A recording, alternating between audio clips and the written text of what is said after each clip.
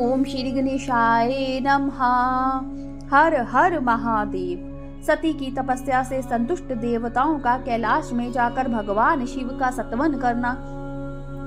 ब्रह्मा जी कहते हैं, नारद, एक दिन मैंने तुम्हारे साथ जाकर पिता के पास खड़ी हुई सती को देखा। वह तीनों लोकों की सारभूता सुंदरी थी। उसके पिता ने मुझे नमस्कार करके तुम्हारा भी सत्कार किया। यह देख लोक लीला का अनुसरण करने वाली सती ने भक्ति और प्रसन्नता के साथ मुझको और तुमको भी प्रणाम किया। नारद, तदनंतर सती की ओर देखते हुए हम और तुम दक्ष के दिए हुए शुभ आसन पर बैठ गए। तत्पश्चात मैंने उस विनयशीला बालिका से कहा, सती, जो केवल तुम्हें ही चाहते हैं और तुम्हारे मन में भी एकमात्र जिनकी ही कामना है, उन्हीं सर्वज्ञ जगदीश्वर महादेव जी को तुम पति रूप में प्राप्त करो। शुभ है, जो तुम्हारे सिवाय दूसरी किसी स्त्री को पत्नी रूप में ना तो ग्रहण कर सकते हैं, ना करते हैं और ना भविष्य में ही ग्रहण करेंगे। वे ही भगवान शिव तुम्हारे पति हो। ये तुम्हारे ही योग्य हैं, दूसरे के नहीं। नारद, सती से ऐसा कहकर मैं दक्ष के घर में देर तक ठहरा रहा। फिर उनसे विदा ले मैं और तुम दोनों अपने अपने स्थान को चले आए। मेरी बात को सुनकर दक्ष को बड़ी प्रसन्नता हुई। उनकी सारी मानसिक चिंता दूर हो गई और उन्होंने अपनी पुत्री को परमेश्वरी समझकर गोद में उठा लिया। इस प्रकार कुमारोचित सुंदर लीला विहार से सुशोभित होते ही भक्त वत्सल्य सती, जो स्वेच्छा से मानव रूप धारण करके प्रकट हुई थी, कुमारावस्था पार कर गई। बाल्यावस्था बिता कर किंचित युवावस्था को प्राप्त हुई। सती अत्यंत तेज एवं शोभा से संपन्न हो संपूर्ण अंगों से मनोहर दिखाई देने लगी। लोकेश दक्ष ने देखा कि सती के शरीर में युवावस्था के लक्षण प्रकट होने लगे हैं। तब उनके मन में ये चिंता हुई कि मैं महादेव जी के साथ इनका विवाह कैसे करूं। सती स्वयं ही महादेव जी को पाने की प्रतिदिन अभिलाषा रखती थी। अतः पिता के मनोभाव को समझ के वे माता के निकट गई। विशाल बुद्धि वाले सती रूपिणी परमेश्वर शिवा ने अपने माता वीरनी से भगवान शंकर की प्रसन्नता की निमित्त तपस्या करने के लिए आज्ञा मांगी। माता की आज्ञा मिल गई। अतः दृढ़ता पूर्वक व्रत का पालन करने वाली सती ने महेश्वर को पति रूप में प्राप्त करने के लिए अपने घर पर ही उनकी आराधना आरंभ की।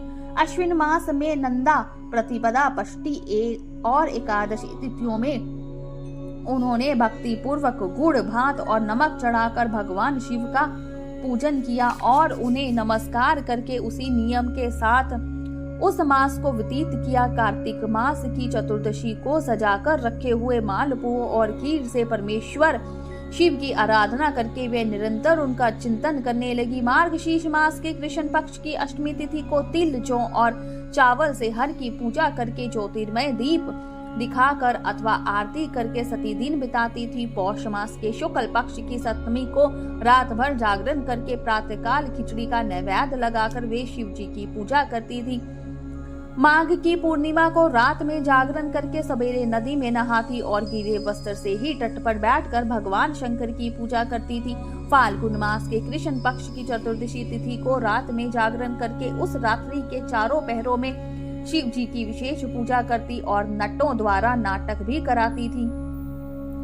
चैत मास के शुक्ल पक्ष की त्रयोदशी को वे दिन रात शिव का स्मरण करती हुई समय बिताती और ढाक के फूलों तथा दवनों से भगवान शिव की पूजा करती थी। वैशाख शुक्ल तृतीय को सती तिल का आहार करके रहती और नए जौ के भात से रुद्रदेव की पूजा करके उस महीने को बिताती थी। ज्येष्ठ की पूर्णिमा को रात में सुंदर वस्त्रों तथा भटक तया के फूलों से शंकर जी की पूजा करके वे निराहार रहकर ही वह मास व्यतीत करती थी। आषाढ़ के शुक्ल पक्ष की त्रयोदशी को काले वस्त्र और बटकया के फूलों से वे रुद्रदेव का पूजन करती थी। श्रवण मास के शुक्ल पक्ष की अष्टमी एवं त्रयोदशी वे यज्ञोपवीतों वस्त्रों तथा कुश की पवित्रता से शिव जी की पूजा किया करती थी। भाद्रपद मास के कृष्ण पक्ष की त्रयोदशी तिथि को नाना प्रकार के फूलों और फलों से शिव का पूजन करके सती चतुर्दशी तिथि को केवल जल का आहार किया करती। भांति भांति के फलों, फूलों और उस समय उत्पन्न होने वाली अन्नों द्वारा वे शिव की पूजा करती और महीने भर अत्यंत नियमित आहार करके केवल जप में लगी रहती थी। सभी महीनों में सारे दिन सती शिव की आराधनाओं में ही संलग्न रहती थी। अपनी इच्छा से मानव रूप धारण करने वाली वे देवी दृढ़तापूर्वक उत्तम व्रत का पालन करती थी। इस प्रकार नंदा व्रत को पूर्ण रूप से समाप्त करके भगवान शिव में अनन्य भाव रखने वाली सती एकाग्रचित्त हो बड़े प्रेम से भगवान शिव का ध्यान करने लगी तथा उस ध्यान में ही निश्चल भाव से स्थित हो गई। मुने इसी समय सब देवता और ऋषि भगवान विष्णु और मुझको आगे करके सती की तपस्या देखने के लिए गए। वहां आकर देवताओं ने देखा सती मूर्ति मती दूसरी सिद्धि के समान जान पड़ती है। वे भगवान शिव के ध्यान में निमग्न हो उस समय सिद्धावस्था को पहुंच गई थी। समस्त देवताओं ने बड़ी प्रसन्नता के साथ वहां दोनों हाथ जोड़कर सती को नमस्कार किया। मुनियों ने भी मस्तक झुकाए और श्री हरि आदि के मन में प्रीति उमड़ आई।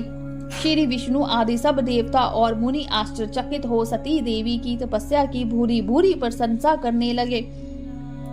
फिर देवी को प्रणाम करके वे देवता और मुनि तुरंत ही गिरिश्रेष्ठ कैलाश को गए, जो भगवान शिव को बहुत ही प्रिय है। सावित्री के साथ वे और लक्ष्मी के साथ लक्ष्मी के साथ भगवान वासुदेव भी प्रसन्नता पूर्वक महादेव जी के निकट गए।